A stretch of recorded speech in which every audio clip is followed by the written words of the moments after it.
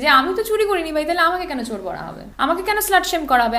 না, তৃণমূল কংগ্রেসের সঙ্গে আমি যুক্ত ছিলাম, দীর্ঘ সময় ধরে যুক্ত ছিলাম।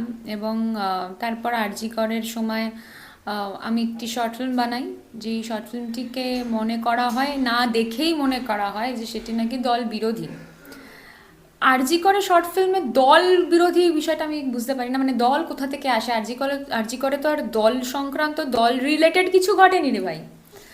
তো তারপর যাই হোক, বিভিন্ন কারণে আমার সাসপেনশন, দূরত্ব তৈরি হওয়া, পরবর্তী একাধিক কেসে আমি বিরোধিতা করা, তো আমার মনে হয়েছে কোথাও না কোথাও গিয়ে আমার সাপে বরই হয়েছিল সেইবার যখন আমাকে সাসপেন্ড করা হয়েছে। আর এখন এই মুহূর্তে দাঁড়িয়ে দলের সঙ্গে একটা মারাত্মক দূরত্ব তৈরি হয়েছে, এবং দূরত্ব তৈরি হওয়া একেবারেই আমার মনে হয় ভীষণ জাস্টিফাইড।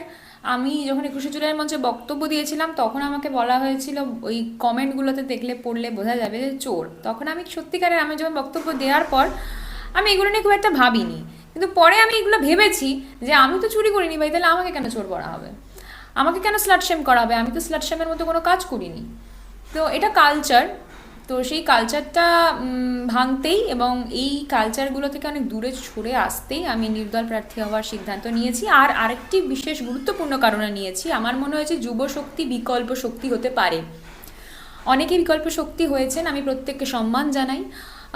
বিকল্প পথ হোক, কিন্তু সেই পথটা, যুব সমাজ তো কাণ্ডারি হয়, দেখবে ম্যাক্সিমাম যারা ওই জার্নালিজম প্রফেশনেও থাকে, সবাই চেষ্টা করে যে যুব সমাজকে মুখ করা বা এগিয়ে নিয়ে যাওয়া। তো যুব সমাজ হবে কাণ্ডারি, তো সেই যুব সমাজের পক্ষ থেকে আমরা কয়েকজন যুবরা মিলে এবার সিদ্ধান্ত নিয়েছি আমরা স্বতন্ত্র প্রার্থী হয়ে লড়ব।